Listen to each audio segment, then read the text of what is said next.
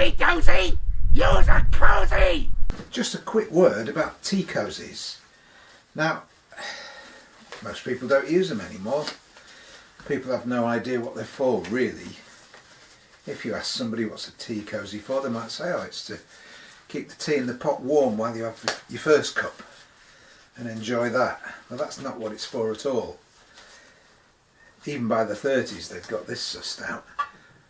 On the Brown Betty, Grandma would knit something like this, a nice woolen tea cosy, goes over the pot.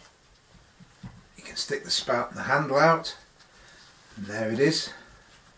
Very cosy and lovely. And that is for a purpose. That is to keep the water as hot as you possibly can.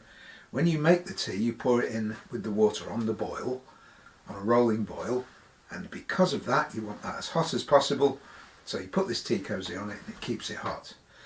Now over the years these sort of things were superseded by a thermal tea cosy, and this is probably more efficient than a woolly one that your granny's knitted, and it goes over the whole thing and keeps it warm. And of course they come in different sizes. And then there was a different sort. There was this, which is called a muff or an open tea cosy, and you sit it in there and there's room either side for the handle and the spout, and you tie them up, sort of pull them up tight, and there you've got some kind of a warm tea cosy anyway. By the 50s, which was possibly the best point, the zenith of British tea making, before everybody got interested in tea bags and convenience, and even in the 50s the tea bags were there, but by the 50s we'd got these things, metal tea cosies, felt lined, that came with the teapot. So we've always known how important it was to keep the thing warm while the tea was brewing. But of course, if you've got a metal tea cosy, this is a nice set, look at that, there's a sugar bowl and a milk jug as well.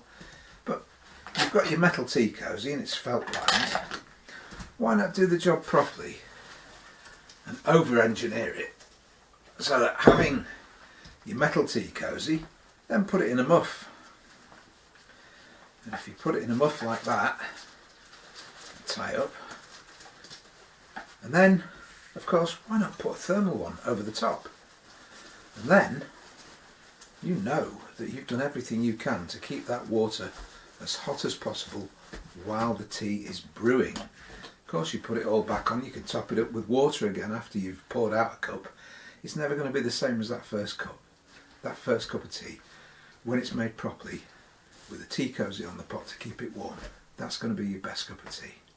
In the 70s, of course, it all went a step too far with these things.